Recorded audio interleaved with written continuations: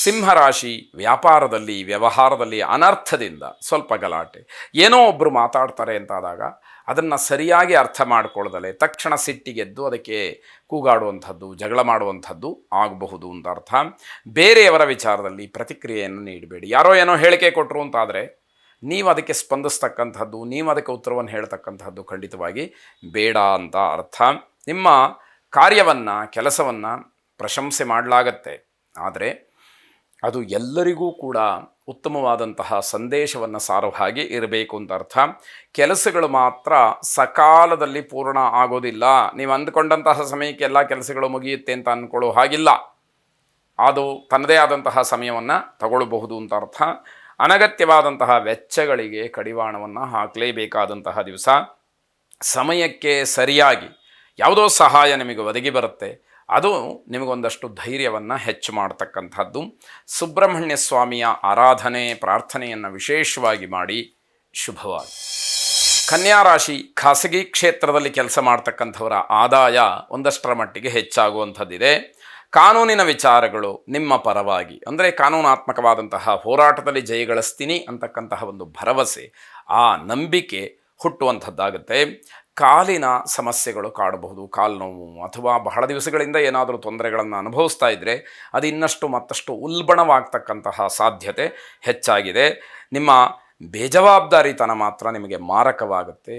ಯಾವ ಕರ್ತವ್ಯ ಪ್ರಜ್ಞೆ ಅಂತಕ್ಕಂಥದ್ದನ್ನು ಮರಿತೀರಿ, ಅದು ನಿಮಗೆ ತೊಂದರೆಗೆ ಕಾರಣವಾದೀತು ಅನ್ನುವಂಥದ್ದು. ಕೈ ಹಾಕದಂತಹ ಕೆಲಸಗಳಿಂದ ಹಿಂದೆ ಸರಿಬಾರದು. ಯಾವ ಕೆಲಸವನ್ನು ಆರಂಭ ಮಾಡ್ತಿರೋ ಆ ಕೆಲಸವನ್ನು ಕೊನೆ ಮುಟ್ಟಿಸಬೇಕು ಸರಿಯಾದಂತಹ ರೀತಿಯಲ್ಲಿ ಎನ್ನುವಂಥದ್ದು. ದಿನದ ಆರಂಭ ನಿಧಾನಗತಿಯಲ್ಲಿ ಪ್ರಾರಂಭವಾಗುತ್ತೆ, ಅಂದರೆ ಸಾಗತ್ತೆ. ಆನಂತರದಲ್ಲಿ ಅದು ತನ್ನದೇ ಆದಂತಹ ಒಂದು ವೈಶಿಷ್ಟ್ಯವನ್ನು, ಒಂದು ಗಾಂಭೀರ್ಯವನ್ನು, ನಿಧಾನಗತಿ ಇದ್ದಿದ್ದು ವೇಗವನ್ನು ಪಡ್ಕೊಳ್ಳುತ್ತೆ ಅಂತ ಅರ್ಥ. ವಿಷ್ಣು ಸಹಸ್ರನಾಮವನ್ನು ಶ್ರವಣ ಮಾಡಿ. ಶುಭವಾಗಿ. ತುಲಾರಾಶಿ ಸಿನಿಮಾ ರಂಗದಲ್ಲಿ ಕೆಲಸ ಮಾಡ್ತಕ್ಕಂಥವ್ರಿಗೆ ಶುಭವಾದಂತಹ ದಿವಸ ಇದು. ಆರೋಗ್ಯದಲ್ಲಿ ಸಣ್ಣ ಪುಟ್ಟ ಸಮಸ್ಯೆಗಳಿದ್ದರೂ ಕೂಡ ಅದು ಯಾವುದೂ ಲೆಕ್ಕಕ್ಕೆ ಬಾರದೆ ಸುಧಾರಣೆಯನ್ನು ಕಾಣುವಂಥದ್ದಾಗತ್ತೆ. ಮಕ್ಕಳ ತಪ್ಪಿನ ಬಗ್ಗೆ ನಿರ್ಲಕ್ಷ್ಯವನ್ನು ತೋರಿಸ್ಬೇಡಿ. ಮಕ್ಕಳೇನೋ ತಪ್ಪು ಮಾಡಿದ್ರು ಅಂತಂದರೆ ಆ ಕ್ಷಣಕ್ಕೆ ಅವರಿಗೇನೋ ಸಮಾಧಾನ ಮಾಡಿಬಿಡೋದು ಅಥವಾ ಆ ಕ್ಷಣದಲ್ಲಿ ಬೈದೋ ಏನೋ ಮಾಡಿಬಿಡೋದು, ಆ ರೀತಿಯನ್ನು ಮಾಡಬಾರ್ದು.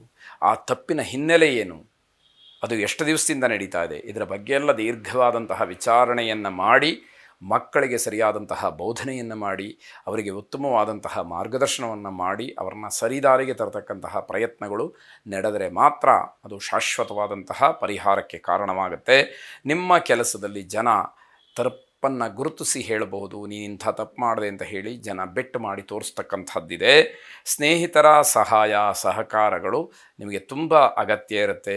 ಕೆಲಸದಲ್ಲಿ ನಿಮಗೆ ಯಾವುದೋ ಒಂದು ರೀತಿಯ ಬಡ್ತಿ, ಅಂದರೆ ಮೇಲುಗೈಯನ್ನು ಸಾಧಿಸ್ತಕ್ಕಂಥದ್ದು, ಪ್ರಮೋಷನ್ ಆಗುವಂಥದ್ದು ಇತ್ಯಾದಿಗಳೆಲ್ಲ ಸೂಚ್ಯವಾಗಿ ಕಾಣ್ತಾ ಇದೆ.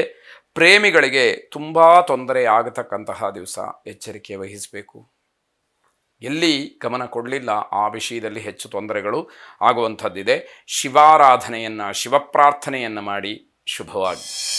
ವೃಶ್ಚಿಕ ರಾಶಿ ಖಾಸಗಿ ಕ್ಷೇತ್ರದಲ್ಲಿ ಕೆಲಸ ಮಾಡ್ತಕ್ಕಂಥವರಿಗೆ ಹಿನ್ನಡೆಯಾಗ್ತಕ್ಕಂಥದ್ದು. ನಿಮ್ಮ ಕೆಲಸಕ್ಕೆ, ನಿಮ್ಮ ಪ್ರತಿಭೆಗೆ, ಬುದ್ಧಿಗೆ ಸರಿಯಾದಂತಹ ಮಾನ್ಯತೆ, ಗೌರವಗಳು ಸಿಕ್ಕದಲೇ ತೊಂದರೆಯಾಗ್ತಕ್ಕಂಥದ್ದು.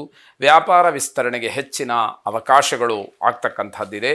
ಅಂತಹ ವ್ಯಾಪಾರ ವ್ಯವಹಾರಾದಿಗಳಿಂದ ಆರ್ಥಿಕವಾದಂತಹ ಲಾಭಕ್ಕೆ ಕಾರಣವಾಗುತ್ತೆ. ಆತ್ಮಸ್ಥೈರ್ಯ ಅನ್ನುವಂಥದ್ದು ಹೆಚ್ಚಾಗುತ್ತೆ.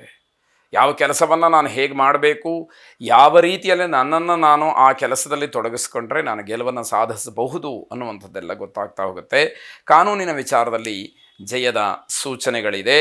ಪೂರ್ವ ನಿಯೋಜಿತ ಕೆಲಸಗಳಲ್ಲಿ ಅನುಕೂಲ, ಅಂದರೆ ಪ್ಲಾನ್ಡಾಗಿ ಯಾವ ಕೆಲಸಗಳನ್ನು ಮಾಡ್ತೀರಿ ಅಂತಹ ಕೆಲಸಗಳು ನಿಮಗೆ ಶುಭವನ್ನು ನೀಡುತ್ತೆ.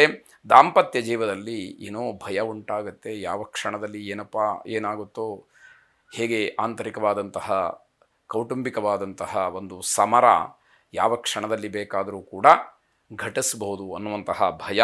ಕುಟುಂಬದಲ್ಲಿ ಎಲ್ಲರೂ ಕೂಡ ಭಾವನಾತ್ಮಕವಾಗಿ ವ್ಯವಹರಿಸಬಹುದು, ಅದಕ್ಕೆ ಅವಕಾಶಗಳು ಆಗುವಂಥದ್ದು. ಸೂರ್ಯನಾರಾಯಣನನ್ನು ಪ್ರಾರ್ಥನೆ ಮಾಡಿ. ಶುಭವಾಗಿ.